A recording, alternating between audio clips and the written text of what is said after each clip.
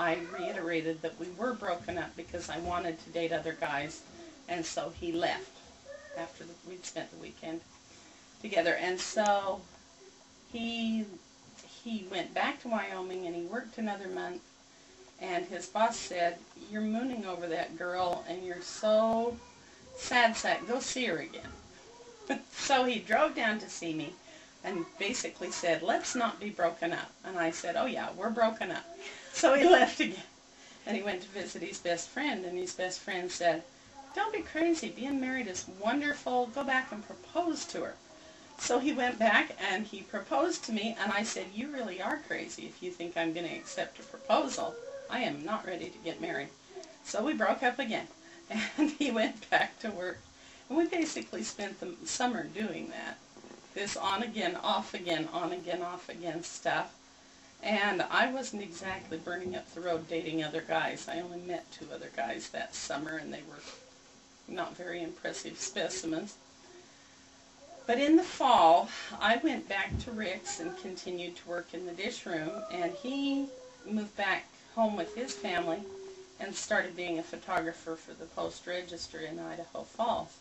And so we were geographically a lot closer, and we started dating again and doing some rather different things than we'd done before. We started going rabbit hunting out in the desert with his friends who were gun freaks. And he had 2 best friends at that time, Clark Mason and Rex Clark. And I could never keep them straight, which Clark we were going with, or which but we'd go out in the desert, and very often I'd end up driving the pickup, and they'd end up shooting the rabbits and everything. But it was cold, miserable dating. It was not fun. And then in September, I started school at Idaho State University, so I moved down to Pocatello. And he continued being a photographer in Idaho Falls for a while, and then he went to Salt Lake.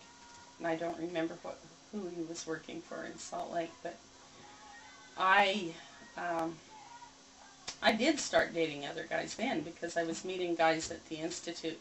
And I'll never forget how offended Shay was when I went to the Neil Diamond concert with another guy without him, but he got a date with Rex Clark's sister and went out in the desert hunting rabbits. And their car stalled, and they spent the night cold, I mean, we're talking, it was November, and her dad and mother were pretty upset, and all in all, he had a miserable time, and I had a great time at the Neil Diamond concert. And then it was shortly after that, I think, that he moved to Salt Lake and went to work for Ross Clark. And what I didn't realize is he went to work for no money, because it was commission sales. And it was commission sales on a personality transplant program, and nobody wants to buy personality transplant programs. But anyway, I was going to college, and he would come visit me on weekends. And by December, we were talking whether or not to get married. And on December 6th, he proposed to me, and by the morning of December 7th, I accepted it. Now, how many times do you think he had actually proposed to you in this period of 1 year? He proposed to me twice. Okay. He proposed once in, like, October, and I said, "We've got to fast and pray about this," and both of us felt that it wasn't right in October. And then in December, we both felt that it was But right. didn't you say there was one back in May when you were still down at the photo place? Oh. You didn't really count that one. He didn't really propose. Okay. He just talked around it because his friend had told him to. I gotcha. And he said, "You know, Clark says I probably should come down here and propose to you." And I said, "Well, it's a good thing you don't do everything Clark says, because I'd have to slap you a lot if you did." And he went, "Oh, well, that's a bad idea." So he didn't follow through. He did propose to me that night that we were processing photos. The very first night before we'd ever had a date, he said, "I've been home from my mission 6 months tonight. Would you marry me? Because I'm supposed to be married by the time I've been home 6 months." And I said, "Don't be an idiot." He never says, "I love you," and no, at can that we time live? we didn't even know each other. But okay. So that was more a joke even from his point of view. oh, yes, okay. very much. And That's a Shay type of humor, yes. and it was a long time before he proposed seriously, but when he proposed in December, we both knew it was the real thing.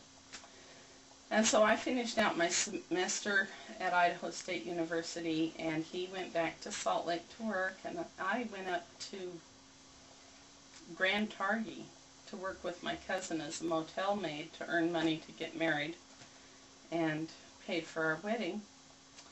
And I am the only person I know of who ever had a glorious first year of marriage. Most people have a lot of difficult adjustments and pain and tears. And I've heard a lot of women say, just plan on spending the first 6 months in tears. And I did not have that. I loved being married, and I loved being married to Shay. And it was a wonderful time for me. And I felt like I was on my honeymoon until we'd been married 5 years. And he had a lot of the qualities that I knew were important to me in a church. And my brothers were smarter than me, and he is. And I wanted somebody who would be... Okay. Ooh. Yeah, that one's probably too... Into the mushy ones. My sister Ellen made my wedding dress, and it cost $30 for the satin. And she was... Okay. This picture is of us with... was the right one for me. I don't think I really knew that until 2 or 3 years after I was married. But at the time that we were fasting and praying about it, I knew he was about the best man I'd ever met, and I wasn't going to do a lot better if I kept hunting. And he was virtuous, and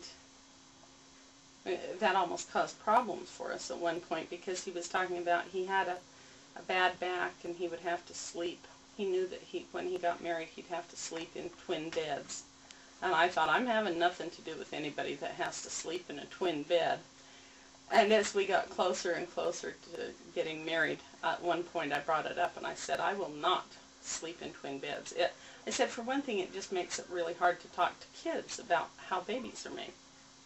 And there are all kinds of other problems with it. And he just went, oh, what makes you think I ever thought I needed twin beds?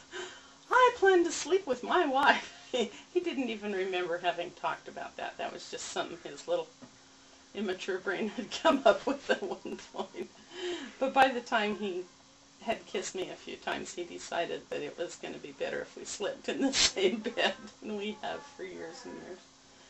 But I just, when the Lord told me it was right, it was okay then. And he did things over the years, like the first time we ever went to church together. I was used to sitting on the very back row and missing 2/3 of what happened. And he took me by the elbow and marched me right up to the front bench and said, we are going to sit up here where we can see and hear what's going on.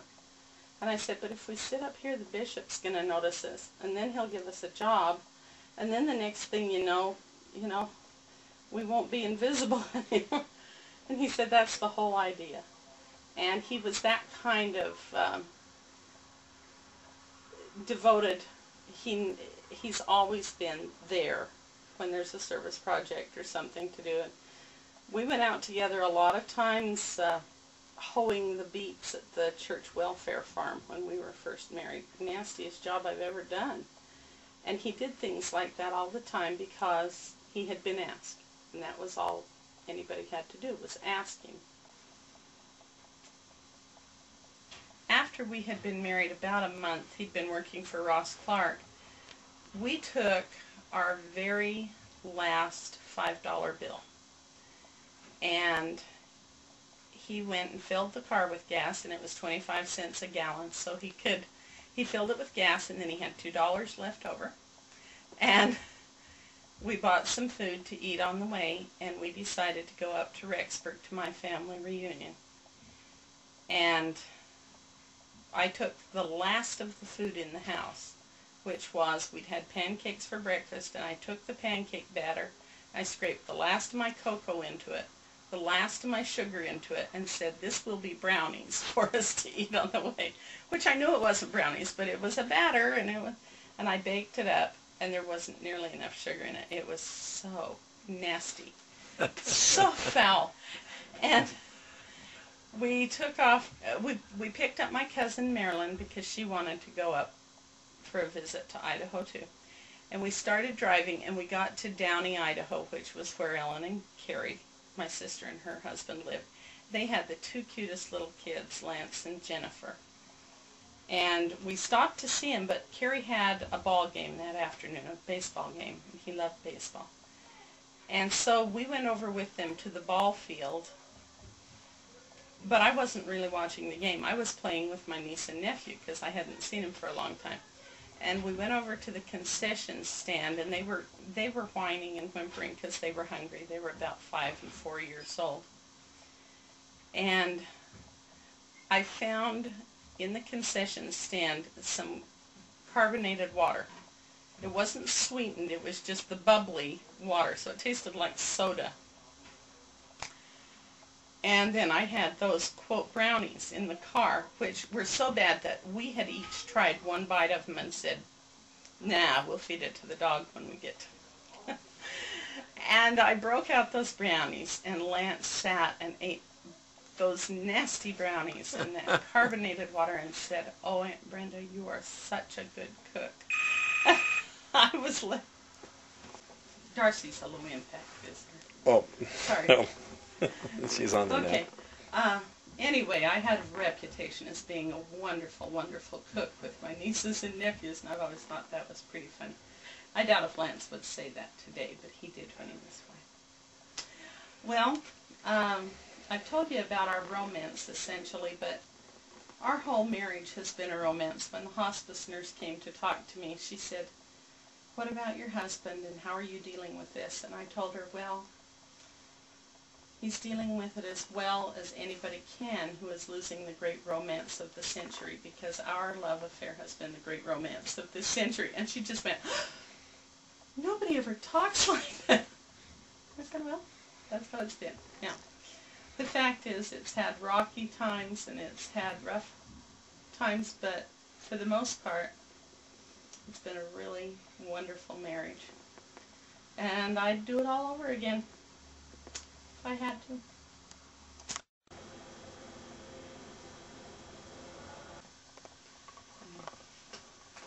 I can see why movie stars get paid so much money, because it's so tiresome to be